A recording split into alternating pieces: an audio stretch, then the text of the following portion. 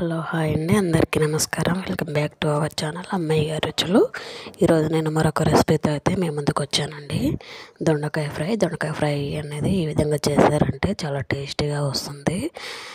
పిల్లల నుండి పెద్దల వరకు ఎవరైనా ఈజీగా తినగలుగుతారు, అంత బాగుంటుంది అన్నమాట. సో నేను ఫ్రై కోసం అయితే నేనైతే దొండకాయలు అయితే తీసుకున్నానండి. తీసుకొని దొండకాయలకు ఉన్నటువంటి బంక ఉంటుంది కదా కాస్త, సో దానికి ఉన్నటువంటి బంక పోవడానికి సాల్ట్ వాటర్లో వేసేసి కాస్త అలా నానబెట్టాను. బాగా కడిగేసుకోవాలి, 2-3 టైమ్స్ కడిగేసుకొని కట్ చేసి పెట్టుకోవాలి. చిన్న చిన్న పీసెస్ కానీ అయితే కట్ చేసి పెట్టుకోవాలి. అలా కట్ చేసి పెట్టుకున్న తర్వాత వాటిలోకి నేనైతే చూడండి వీడియోలో చూపిస్తున్నాడు, అవిసె గింజలు నువ్వులు అయితే తీసుకున్నానండి. సో అవిసె గింజలు నువ్వులు తీసుకొని అలా రోస్ట్ చేసుకొని సైడ్కి అయితే పెట్టుకోవాలి. సో నెక్స్ట్ నేనైతే పచ్చిమిర్చి తీసుకున్నాను. సో పచ్చిమిర్చి కూడా ఆయిల్ పోసుకొని కాసేపు అయితే అలా ఫ్రై అయితే చేసుకోవాలండి. సో నేను అందులోకి ఒకటి అయితే ఎండుమిర్చి కూడా తీసుకున్నాను. సో అలా ఆయిల్లో అయితే కాసేపు అయితే ఫ్రై చేసుకోవాలి. వీడియోలో చూపిస్తున్నాను కదా, సో అలా కాసేపు ఆయిల్ పోసుకొని కాస్త ఫ్రై అయితే చేసుకోవాలి. సో ఫ్రై చేసుకొని మిక్సీ జార్లో వేసేసి మనం పేస్ట్ లాగా అయితే చేసుకోవాలండి.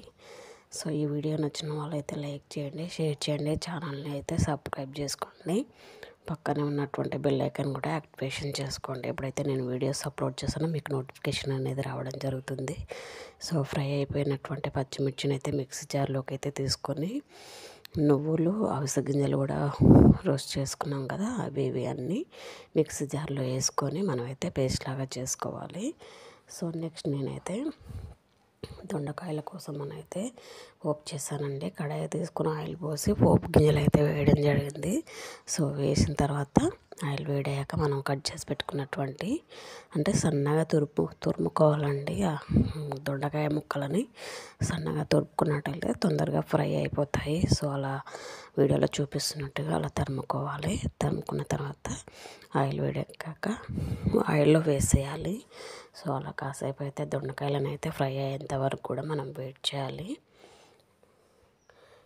వెయిట్ చేసి నెక్స్ట్ చూడండి వీడియోలో చూపిస్తున్నట్టుగా నేను అవిసె గింజలు నువ్వులు ఎండుమిర్చి తీసుకున్నాం కదా, సో అందులోకి కాస్త చింతపండు కూడా వేసేసి మనం మిక్సీలో అయితే మిక్సీ పెట్టి అయితే పెట్టుకోవాలి. సో చూసాను కదా, మిక్సీ అయితే పట్టేసాను. సో ఈ విధంగా అయితే వస్తుంది పేస్ట్ అనేది. పచ్చిమిర్చి వేసాను కదా, సో పేస్ట్ అనేది ఈ విధంగా వస్తుంది. దొండకాయలు ఫ్రై అయిన తర్వాత ఈ విధంగా అయితే మనమైతే పేస్ట్ అయితే చేసి సైడ్కి అయితే పెట్టుకోవాలండి. సో దొండకాయలు ఫ్రై అయిన తర్వాత కాస్త పసుపు అయితే వేసుకోవాలండి. పసుపు వేసుకొని మరి కాసేపు అయితే మనం అలా ఫ్రై చేసుకోవాలి. ఫ్రై చేసుకొని నెక్స్ట్ మనం మిక్సీ చేసుకున్నటువంటి పేస్ట్ని అయితే ఇందులో వేసేసేయాలి. వేసి బాగా మిక్సింగ్ అయితే చేసుకోవాలి.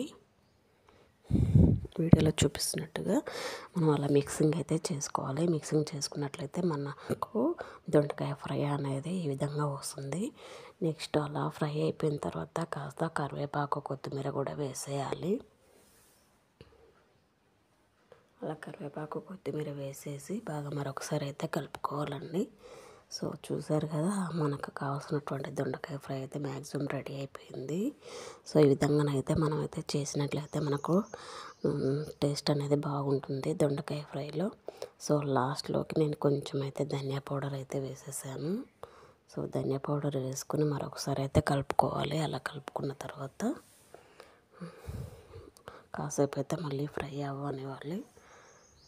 కాసేపు అలా ఫ్రై అయిన తర్వాత దించి సర్వింగ్ బౌల్లోకి సర్వ్ చేసుకున్నట్లయితే మనకు కావాల్సినటువంటి దొండకాయ ఫ్రై అనేది టేస్టీగా ఉంటుంది. సాల్ట్ కూడా మనం రుచికి సరిపడా సాల్ట్ కూడా వేసేసుకోవాలి. ఇదండి ఈరోజు రెసిపీ. ఈ వీడియో నచ్చినట్లయితే లైక్ చేయండి, షేర్ చేయండి, ఛానల్ని సబ్స్క్రైబ్ చేసుకోండి. పక్కనే ఉన్నటువంటి బెల్ ఐకాన్ కూడా యాక్టివేషన్ చేసుకోండి. Please thank you, support me.